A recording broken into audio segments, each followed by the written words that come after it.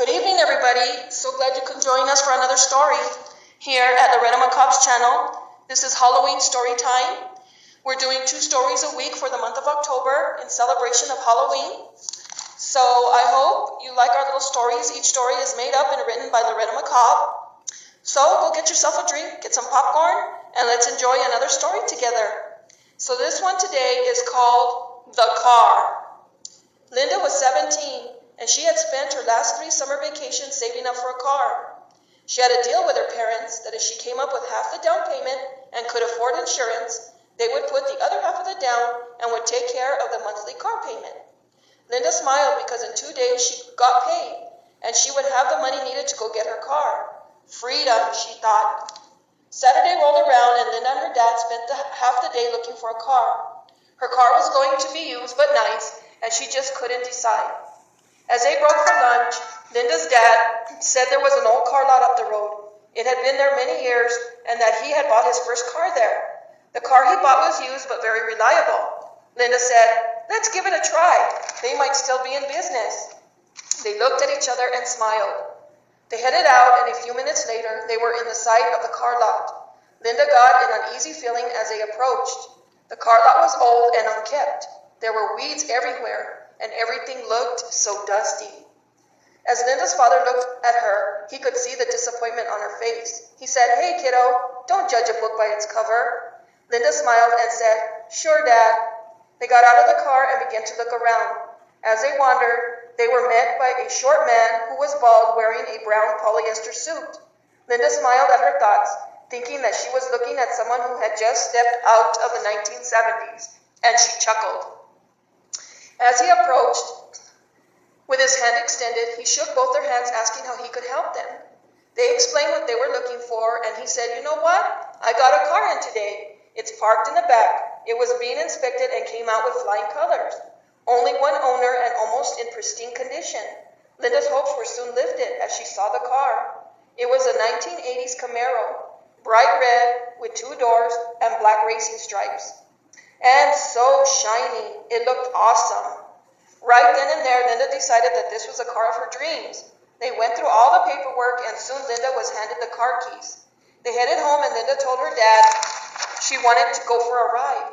Her dad waved and said, "Be careful," and off she went.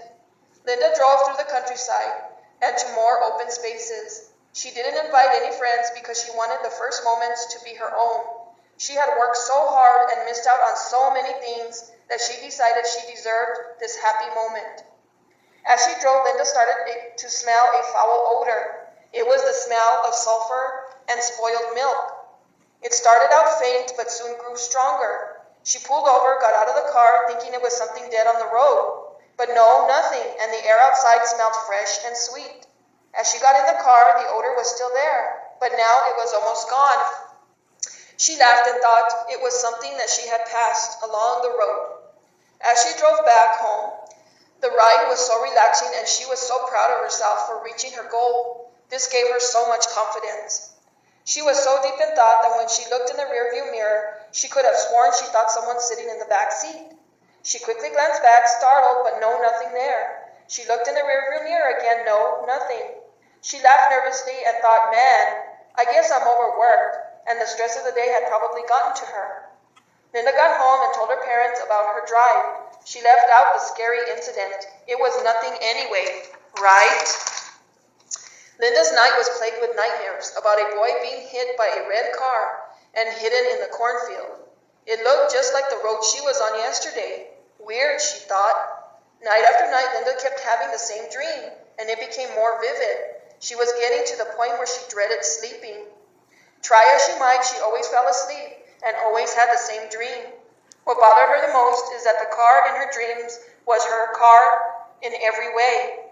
She even looked at her car and she saw mysterious dents on the grille and hood. Linda was so stressed. One day she decided to go for a drive. This always relaxed her. As she drove, she saw a cornfield in the distance, just like the one in her dream, and then the smell hit her, spoiled milk and sulfur. She pulled over, and in the back was a young man about 18. His head was bleeding. He was so sad looking. He pointed to the cornfield and cried. Linda was horrified. She screamed and screamed. They say Linda was never the same after that. She never talked anymore. She stayed home in a comatose state, looking out her bedroom window, seeing a bloody boy looking back at her, and crying. No one else saw him. No one.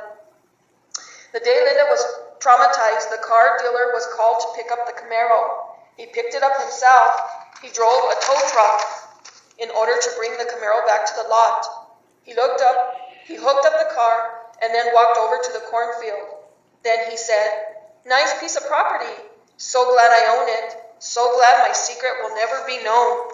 You see, when my son was 18, I bought him this Camaro. He was driving too fast and reckless and hit a boy and killed him.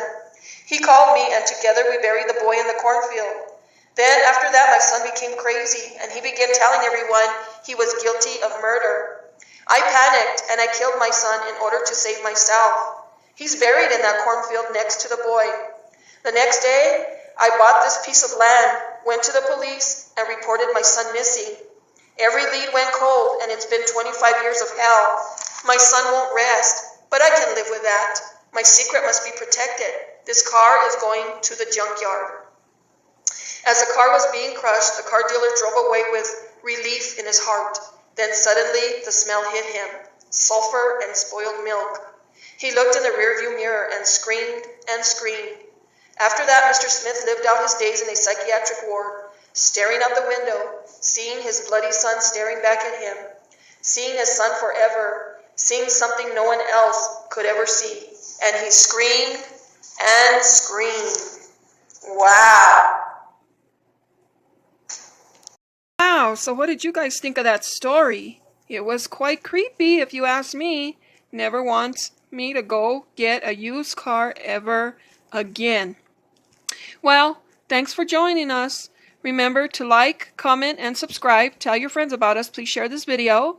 And I hope you have a happy, safe, and happy Halloween. Celebrate the month of October, the most wonderful time of the year. And remember, sleep with your lights on, because you never know who or what followed you home. Good night. See ya.